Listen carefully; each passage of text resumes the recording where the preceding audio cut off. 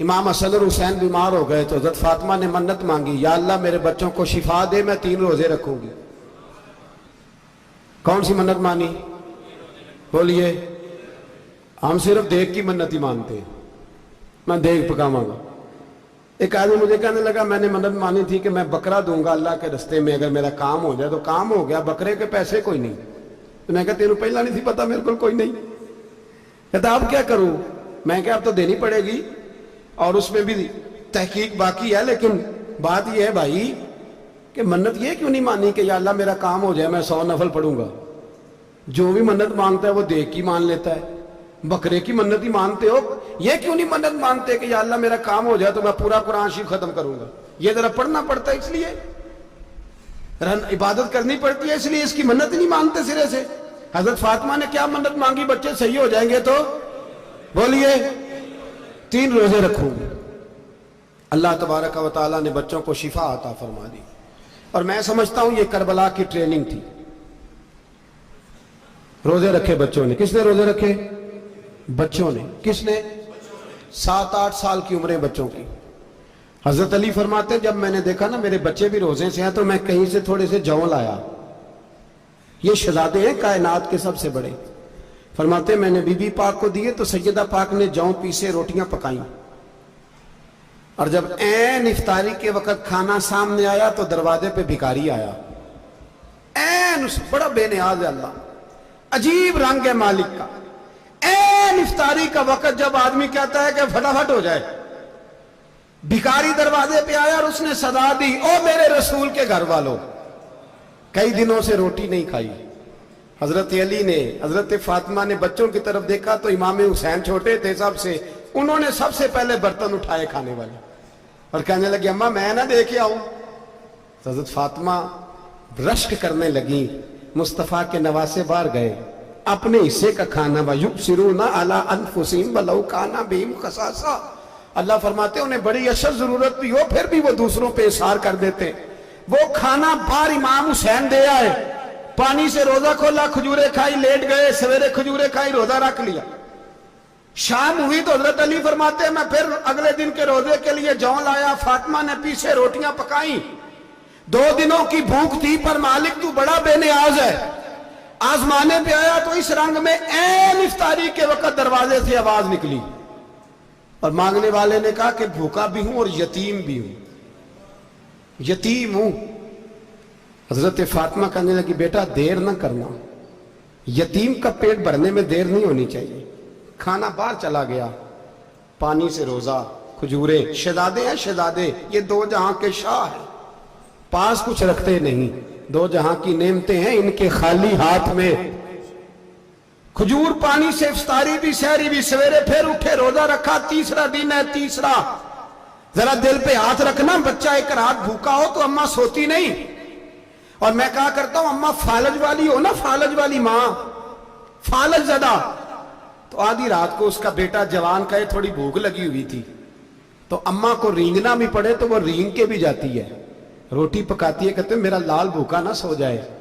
اور مصطفیٰ کی بیٹی سے زیادہ بچوں سے کون پیار کر سکتا ہے؟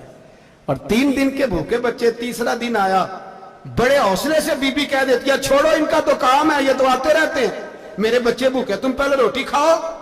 لیکن میرے بھائی کربلا ایسے نہیں سجتی، یہ جو برگر کھا کے ناراض ہونے والے بچے ہوتے ہیں یہ میدانوں میں نہیں نکل پاتے، ان کے لیے مشکل ہوتا ہے۔ حضرت فاطمہ نے، حضرت علی نے ڈیوٹی کی، ڈیوٹی اپنے بچوں کو تیار کیا کربلا کے لیے۔ تیسرے دن جب رکھا صاحب نے کھانا تو باہر سے بولنے والا بولا کہا میں مسکین ہوں، لاچار ہوں، گھر بھی کوئی نہیں، کھانا بھی کوئی نہیں۔ امام حسین پھر اٹھے، تیسرے دن کا بھی کھانا دے دیا۔ حضرت علی فرماتے میں بچے پکڑ کے مسجد لے کے گیا، کہیں بھوک سے میرے لال گر نہ جائیں۔ کہتے ہیں ہامتے کامتے تینوں شہزادے مسجد میں داخل جو ہوئے تو بس ہماری قیمت پڑ گئی، مول پڑ گیا ہمارا۔ کہتے ہیں مسجد میں قدم رکھا تو ایسے لگا جیسے نبی پاک ہمارا انتظار کر رہے ہیں۔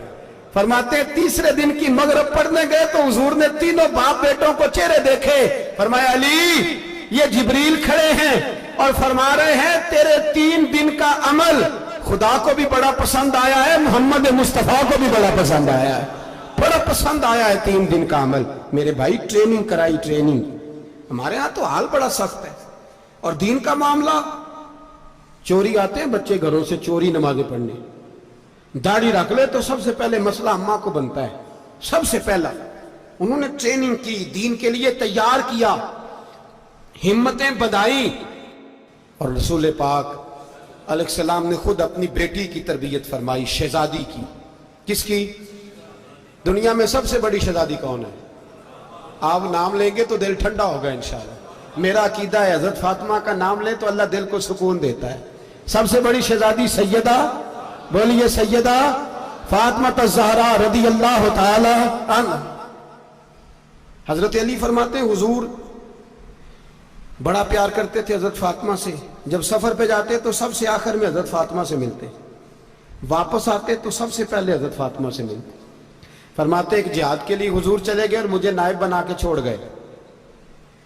मेरे पास माले गनीमत के थोड़े से पैसे थे, थोड़ी सी रकम थी। तो मैंने सोचा कि मैंने फातिमा को कभी तोहफा नहीं दिया, तो एक जंजीर ना सोने की खरीद के दूं। कहते हैं कि चेन सोने की जंजीर खरीद के मैंने हजरत फातिमा को तोहफा दी, तो सैयदा ने पहन ली। कुछ दिनों के बाद खबर आई कि हुजूर कल पहुंच रहे हैं वापस। कहते हैं मैंने फातिमा को बताया तो मुझे पता था फातिमा क्या करेगी। सैयदा ने सारा घर साफ किया, सारी तैयारियां की, खाने चुने, जो उस वक्त माहौल था हर लिहाज से हुजूर की आमद का इंतजार किया। और सवेरे से ही हजरत फातिमा बैठ गई।